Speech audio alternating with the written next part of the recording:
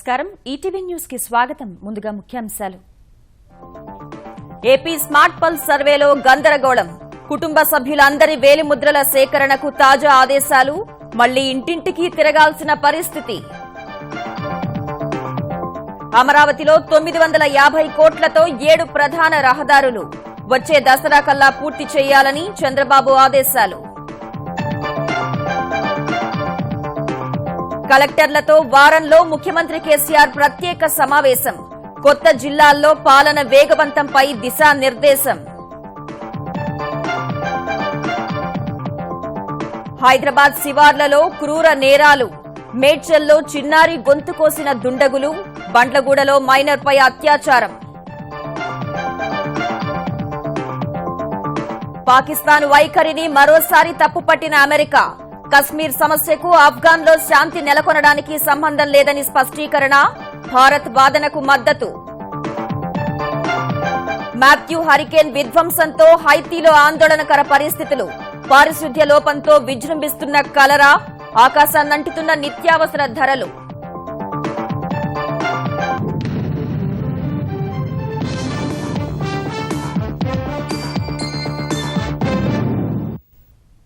ఆంధ్రప్రదేశ్ ప్రజల సమస్త సమాచారాన్ని నిక్షిప్తం చేసేందుకు చేపట్టిన స్మార్ట్ పల్స్ సర్వే కథ మళ్లీ మొదటికొచ్చింది వేలిముద్రల సేకరణకు సిబ్బంది మళ్లీ ఇంటింటికి తిరిగే పరిస్థితి ఏర్పడింది సమాచార నిధి సేకరణకు సాగుతున్న కసరత్తులో తరచూ నిర్ణయాలు మారుతూ ఉండటంతో చేసిన పనినే మళ్లీ చేయాల్సి వస్తోంది ప్రభుత్వ శాఖలన్నింటికీ ఉపయోగపడడంతో పాటు ప్రజల సమస్త సమాచారాన్ని సాధికారికంగా సేకరించి సమాచార నిధి సిద్ధం చేసేందుకు ఆంధ్రప్రదేశ్ ప్రభుత్వం 2 నెలల క్రితం స్మార్ట్ పల్స్ సర్వేని ప్రారంభించింది సర్వే తుది దశకు చేరుకుంటున్న వేళ అనూహ్యంగా సర్వే సిబ్బంది మళ్లీ ఇంటింటికి తిరగాల్సిన పరిస్థితి తలెత్తింది సర్వే ఆరంభ సమయంలో కుటుంబ పెద్ద వేలిముద్ర సేకరిస్తే సరిపోతుందని చెప్పారు ఎన్యూమరేటర్లు ఆ మేరకే తీసుకున్నారు కొన్ని వారాల క్రితం ఇంట్లో ఉన్న ప్రతి సభ్యుడి వేలిముద్రలు తీసుకోవాలనే ఆదేశాలు వెళ్లాయి అలాగైతే సర్వే మళ్లీ మొదటికొచ్చినట్లేనని ఇంటింటికి మళ్లీ తిరగాల్సి వస్తుందని సిబ్బంది స్పష్టం చేశారు కోట్ల మంది నుంచి మళ్లీ వేలిముద్రలు తీసుకోవడం పెద్ద పనేనని ఉన్నతాధికారులు అభిప్రాయపడ్డారు అయినా తప్పదని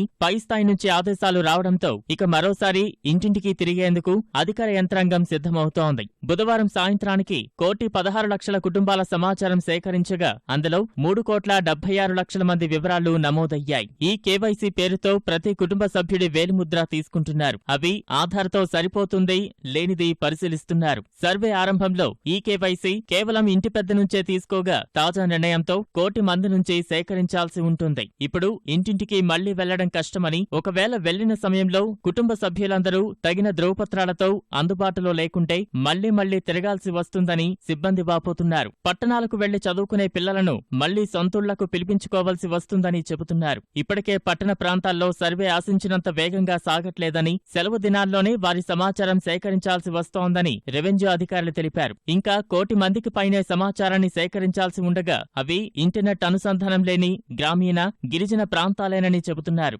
ఆఫ్లైన్ విధానంలోనే అక్కడి సమాచారం సేకరించి ఆపై ప్రధాన సర్వర్కి పంపాలని నిర్ణయించారు ఈ పరిస్థితుల్లో ఈ నెల 15 కల్లా సర్వే పూర్తి చేయాలన్న లక్ష్యం నెరవేరడం ఏ మేరకు సాధ్యమనే ప్రశ్న అధికార వర్గాల్లో ఉత్పన్నమవుతోంది నవ్యాంధ్ర రాజధాని అమరావతిలో 7 ప్రధాన రహదారుల్ని వచ్చే దసరా నాటికి పూర్తి చేయాలని ముఖ్యమంత్రి చంద్రబాబు ఆదేశించారు సచివాలయంలో సీఆర్డీఏ అధికారులతో సమావేశమైన ఆయన వీలైనంత త్వరగా టెండర్లు పిలిచి పనులు అప్పగించాలని స్పష్టం చేశారు 950 కోట్ల రూపాయల అంచనా వ్యయంతో మరో 10 రోజుల్లో వీటికి టెండర్లు పిలవనున్నారు ఈ 7 తూర్పు నుంచి పడమరకు 3 ఉత్తరం నుంచి దక్షిణానికి 4 రహదారులు నిర్మిస్తారు రాజధాని ప్రధాన అనుసంధాన రహదారి నిర్మాణానికి ఇప్పటికే టెండర్లు పిలిచి పనులు అప్పగించారు దీనితో కలిపి తొలి దశలో 8 ప్రధాన రహదారులు నిర్మించనున్నారు వీటి నిర్మాణంతో రాజధాని రైతులకు ఇస్తున్న స్థలాల లేఅవుట్ల అనుసంధానం జరుగుతుంది రాజధాని నిర్మాణంపై సచివాలయంలోని తన కార్యాలయంలో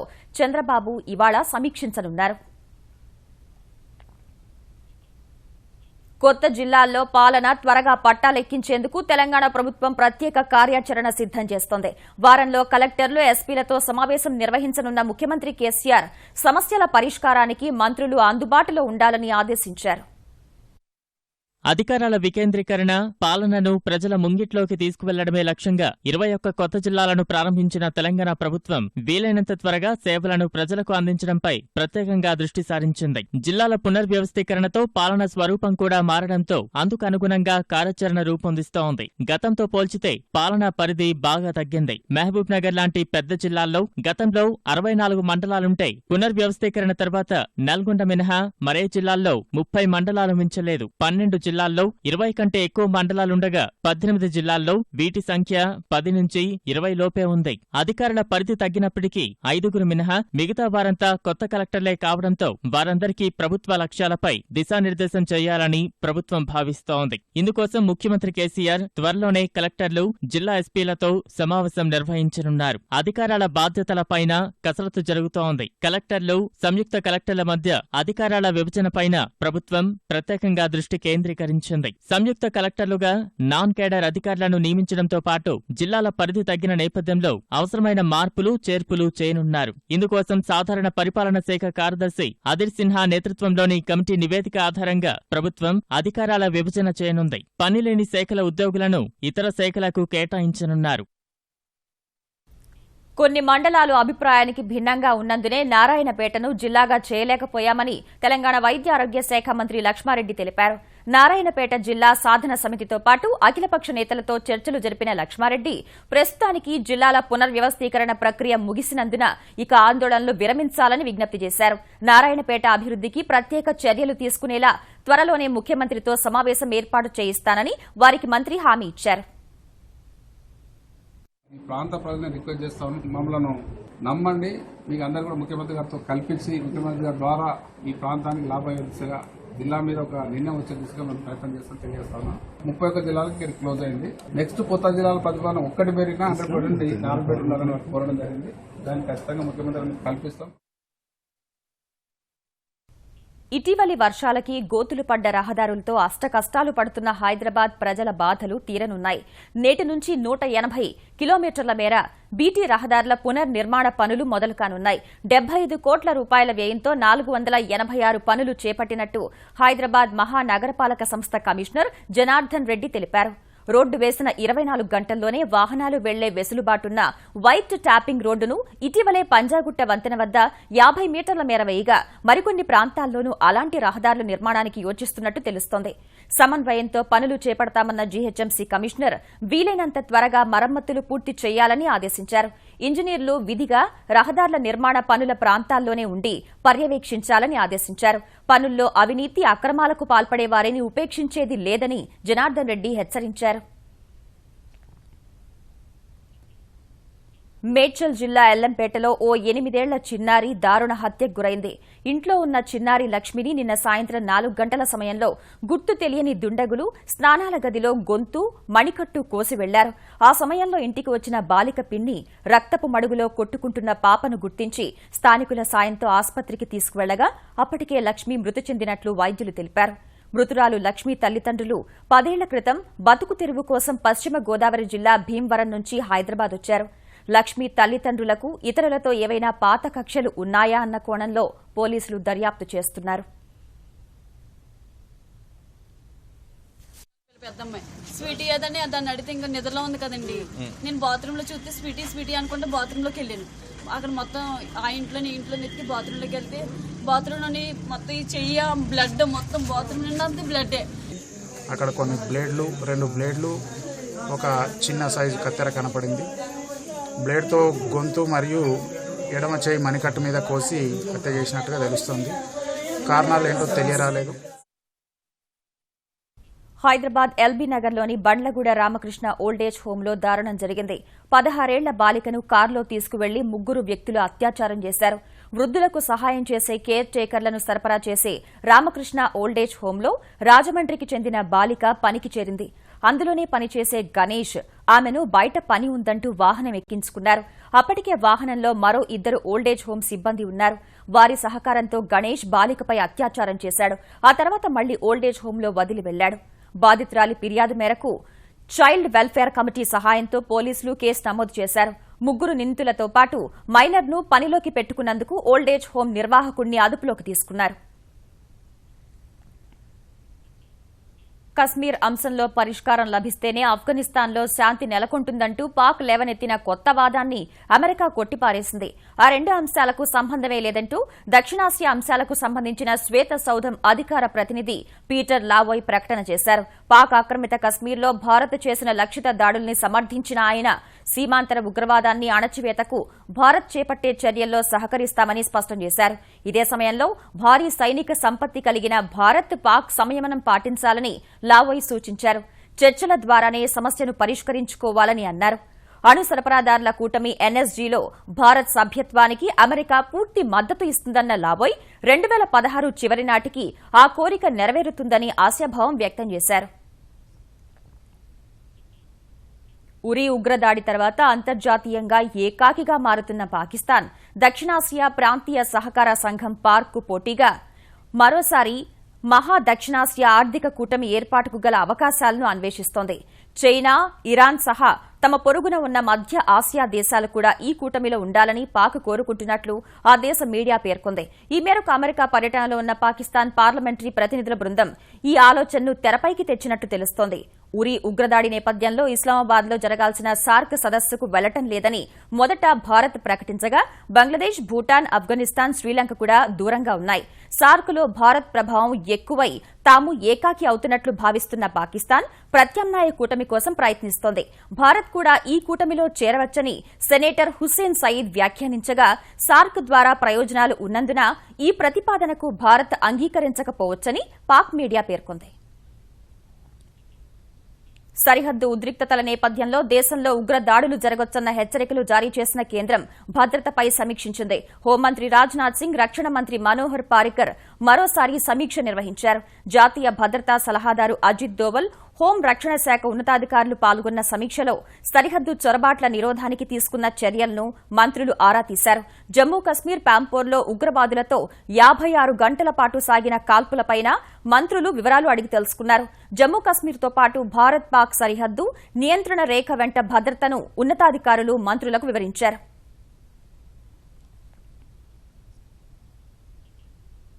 క్షిపణి రంగంలో హైదరాబాద్ అందిస్తున్న శాస్త్రీయ సహకారంతోనే భారత్ స్వయం సమృద్దిగా దేశంగా మారిపోతుందని రక్షణ మంత్రి శాస్త్రీయ సలహాదారు సతీష్ రెడ్డి అన్నారు. వచ్చే 4 ఏళ్లలో భారత్ క్షిపణి కొనుగోలుదారు స్థాయి నుంచి అమ్మకందారుగా మారుతుందని ఆయన అంచనా వేశారు. హైదరాబాద్ కు చెందిన శాస్త్రవేత్తల 3 దశాబ్దాల కృషి ఫలితంగానే ఇది సాధ్యమవుతోందని హైదరాబాద్లో రామినేని ఫౌండేషన్ విశిష్ట పురస్కారం అందుకున్నాక ఆయన చెప్పారు. ఆంధ్రప్రదేశ్లోని విశాఖ, అనంతపురం, చిత్తూరు, కృష్ణా, కర్నూలు జిల్లాల్లో రక్షణ రంగ సంస్థలు ఏర్పాటవుతాయని సతీష్ రెడ్డి వెల్లడించారు. రాబోయేటువంటి 5 నుంచి 8 సంవత్సరాల్లో ఈ ప్రాంతంలో క్షిపణుల వల్ల 1,00,000 నుంచి 2,00,000 కోట్ల వరకు ఉత్పత్తి జరగబోతుంది ఈ రాష్ట్రంలో. 2020 తర్వాత ఇక క్షిపణుల దరిదాపు మనం ఇంపోర్ట్ చేస్తాం, అన్నీ ఇక్కడే ప్రొడ్యూస్ చేయబడతాయి. అలానే మరో తెలుగు రాష్ట్రం ఆంధ్రప్రదేశ్లో కూడా అగైన్ లాస్ట్ 2.5-3 సంవత్సరాల్లో కొన్ని న్యూ ఎస్టాబ్లిష్మెంట్ తీసుకురావడం జరిగింది. పార్లమెంటు శీతాకాల సమావేశాల తేదీలు నేరు ఖరారు కానున్నాయి. ఇవాళ హోంమంత్రి రాజ్నాథ్ సింగ్ అధ్యక్షతన జరిగే పార్లమెంటరీ వ్యవహారాల కేబినెట్ కమిటీ సమావేశంలో దీనిపై ఓ నిర్ణయం తీసుకోనున్నారు. సాధారణంగా నవంబర్ 3-4 వారాల్లో ప్రారంభమయ్యే శీతాకాల సమావేశాలను ఈసారి 2వ వారంలోనే మొదలు పెట్టాలని కేంద్రం భావిస్తోంది. బడ్జెట్ సమావేశాలను 1 రోజులు ముందుకు జరిపి జనవరిలోనే నిర్వహించాలి అనుకుంటోంది. 1 రోజుల పాటు సాగే పార్లమెంట్ శీతాకాల సమావేశాల్లోనే కేంద్ర జీఎస్టీ, ఏకీకృత జీఎస్టీకి మార్గం సుగమం చేసి నవంబర్ లేదా డిసెంబర్ మొదటి వారంలోగా ఆమోదించాలని భావిస్తోంది. మాథ్యూ హరికేన్ ధాటికి కకావికలమైన హైతీలో కలరా పంజా విసురుతోంది. గుట్టలుగా పేరుకుపోయిన శిథిలాలు, పడకేసిన పారిశుద్ధ్యంతో ఇప్పటి వరకు సుమారు 300 కలరా కేసులు ఇప్పటివరకు గుర్తించారు. దక్షిణ, పశ్చిమ హైతీలో కలరా వ్యాప్తి విజృంభిస్తోందని, ఇప్పటికే 20 మంది చనిపోయినట్లు ప్రభుత్వం తెలిపింది. వరదలతో పారిశుద్ధ్యం మరింత క్షీణించింది. నేలమట్టమైన వేలాది ఇళ్ల శిథిలాల తొలగింపు ప్రక్రియ ఇంకా కొనసాగుతోంది. తుపాను ప్రభావంతో నిత్యావసర ధరలు ఆకాశాన్నంటాయి. మంచినీళ్ల సీసా ధర 25 రెట్లు పెరిగింది. ఆహార పదార్థాల ధరలు అందనంత ఎత్తుకు చేరాయని బాధితులు ఆవేదన వ్యక్తం చేస్తున్నారు. హైతీ సైన్యంతో పాటు అమెరికా దళాలు హెలికాప్టర్ల సాయంతో ఆహారం, మందుల్ని బాధితులకు సరఫరా చేస్తున్నాయి. ముఖ్యమంత్రి చంద్రబాబు ప్రతిష్టను మసకబార్చే కుట్రలో భాగంగానే వైకాపా లోకేష్ పై అర్థం లేని ఆరోపణలు చేస్తోందని ఆంధ్రప్రదేశ్ సాంఘిక మంత్రి రావెల కిషోర్ బాబు మండిపడ్డారు. 10 ఏళ్ల కాంగ్రెస్ హయాంలో దొంగల ముఠాలో సభ్యుల్లా వ్యవహరించిన అంబటి రాంబాబు, బొత్స సత్యనారాయణ వంటి వారు లోకేష్ పై ఆరోపణలు చేయడం హాస్యాస్పదమన్నారు. వైఎస్ఆర్సీపీ పార్టీ ఎలాగైనా చంద్రబాబు నాయుడు గారి కీర్తి ప్రతిష్టలను దెబ్బతీయాలి, ఈ రాష్ట్ర అభివృద్ధిని అడ్డుకోవాలి, ప్రజలకు ప్రభుత్వానికి మధ్య అగాధాన్ని సృష్టించాలి, ప్రజల్లో ఒక గందరగోళ పరిస్థితి సృష్టించాలి, ముందుకు వెళ్లేటువంటి ఈ రాష్ట్రాన్ని వెనక్కి తీసుకెళ్లాలి. దీన్నే శాడిజం అంటారు, లేదంటే సైకో ప్రవర్తన అంటాం. నెల్లూరు బారా షహీద్ దర్గాలో రొట్టెల పండుగ కోలాహలంగా సాగుతోంది. ఇతర రాష్ట్రాల నుంచే కాక విదేశాల నుంచి వస్తున్న భక్తులతో స్వర్ణాల చెరువు వద్ద సందడి వాతావరణం నెలకొంది. విద్య, వ్యాపార, సంతాన, ఆరోగ్య, వివాహ, సౌభాగ్య రొట్టెలను భక్తులు మార్చుకుంటున్నారు. అర్ధరాత్రి నిర్వహించిన గంధలేపన కార్యక్రమం వైభవంగా జరిగింది. గంధాన్ని గుర్రాలపై ఊరేగింపుగా తీసుకొచ్చి బారా షహీద్లకు గంధలేపనం చేశారు. ఇవాళ ముఖ్యమంత్రి చంద్రబాబు రొట్టెల పండుగకు హాజరై దర్గాలో ప్రత్యేక ప్రార్థనలు చేయనున్నట్లు ఏర్పాట్లను పరిశీలించిన ఆంధ్రప్రదేశ్ పురపాలక శాఖ మంత్రి నారాయణ తెలిపారు. ఎన్నో మార్పులు, ఎన్నో డెవలప్మెంట్స్ చేశారు. ఏ వచ్చిన భక్తుడు వచ్చినా ఒకటే చెప్తున్నారు, అసలు మేము ఇక్కడికి వచ్చేటప్పుడు ఇలా ఉంటుందని ఎక్స్పెక్ట్ చేయలేదండి. ఇంత మార్పులు చేర్పులు చేశారు, చాలా సంతోషం, ఎంతో హ్యాపీగా ఉంది. హైజీనిక్నెస్ మెయింటైన్ చేస్తున్నారు, చక్కటి టాయిలెట్స్ని పర్మనెంట్ కట్టారు, మంచి వాటర్ ఫెసిలిటీస్ అన్నీ ఇచ్చారు అని ప్రతి ఒక్కరూ ఎంతో ఆనందాన్ని ఎక్స్ప్రెస్ చేస్తున్నారు. నిజంగా చాలా సంతోషంగా ఉంది. హైదరాబాద్ లో శరన్నవరాత్రికి ప్రతిష్ఠించిన దేవీ విగ్రహాల నిమజ్జనోత్సవం కోలాహలంగా జరిగింది. భాగ్యనగరంలోని పలు ప్రాంతాల్లో నవరాత్రులు పూజలు నిర్వహించిన మంటపాల నిర్వాహకులు రాత్రి ఊరేగింపుగా అమ్మవారిని హుస్సేన్ సాగర్ లో నిమజ్జనం చేశారు. డప్పు చప్పుళ్లు, తీన్మార్ నృత్యాలు అమ్మవారి శోభాయాత్రలో ప్రత్యేక ఆకర్షణగా నిలిచాయి.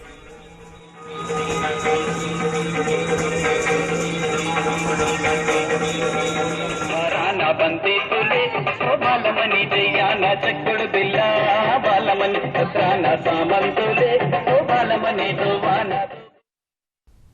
ఓరుగల్లు ఇలవేల్పైన భద్రకాళి, భద్రేశ్వరుల కళ్యాణం వైభవంగా జరిగింది. దేవి నవరాత్రి ఉత్సవాల ముగింపులో భాగంగా రాత్రి వేద మంత్రోచ్చరణల నడుమ కళ్యాణోత్సవం నిర్వహించారు.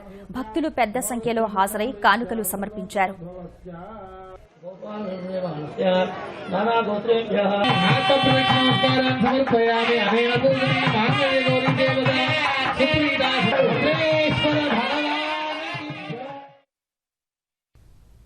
తూర్పుగోదావరి జిల్లా అమలాపురంలో దసరా వేడుకల ముగింపులో నిర్వహించిన చెడీ తాలింఖానా ప్రదర్శన రాత్రంతా సందడిగా సాగింది.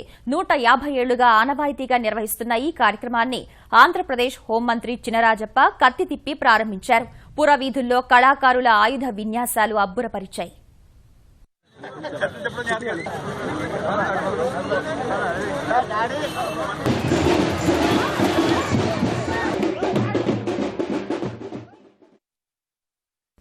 క్రొయేషియాలోని జావిజాన్ చుట్టుపక్కలున్న కొండ ప్రాంతాలపై మంచు తుపాను విరుచుకుపడుతోంది. స్థానిక రహదారులపై 30 సెంటీమీటర్ల మేర హిమపాతం పేరుకుపోయింది. ఇళ్లు, చెట్లపై మంచు మేటలు వేసింది. ఒక గ్రామానికి మరొక గ్రామానికి సంబంధాలు తెగిపోయాయి. భీకర చలిగాలులతో కూడిన మంచు తుపాను కారణంగా ఒక్కసారిగా ఉష్ణోగ్రతలు పడిపోయాయి. క్రొయేషియా, బోస్నియాలో మరికొన్ని రోజుల పాటు మంచు తుపాను ముప్పు పొంచి ఉందని అక్కడి వాతావరణ శాఖ అధికారులు వెల్లడించారు.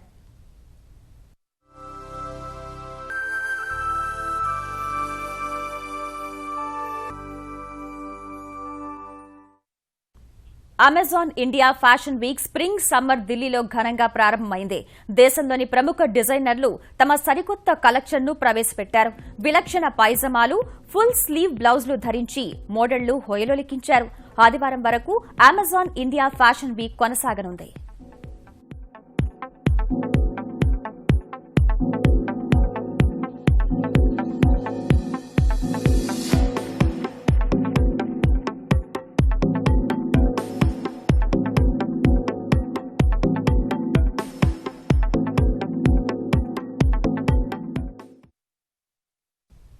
ఇక ముఖ్యాంశాలు మరోసారి. ఏపీ స్మార్ట్ పల్స్ సర్వేలో గందరగోళం. కుటుంబ సభ్యులందరి వేలిముద్రల సేకరణకు తాజా ఆదేశాలు. మళ్లీ ఇంటింటికి తిరగాల్సిన పరిస్థితి.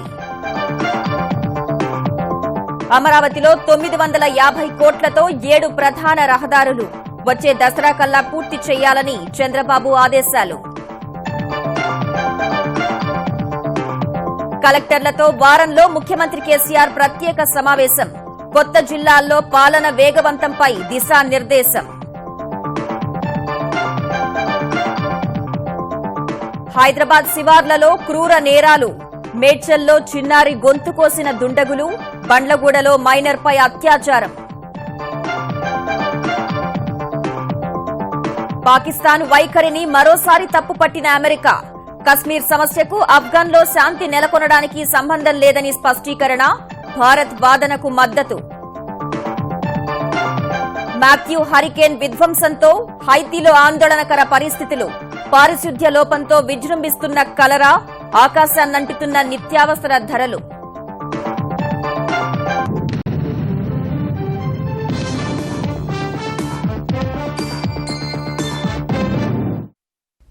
ఈటీవీ న్యూస్ సమాప్తం. నమస్కారం.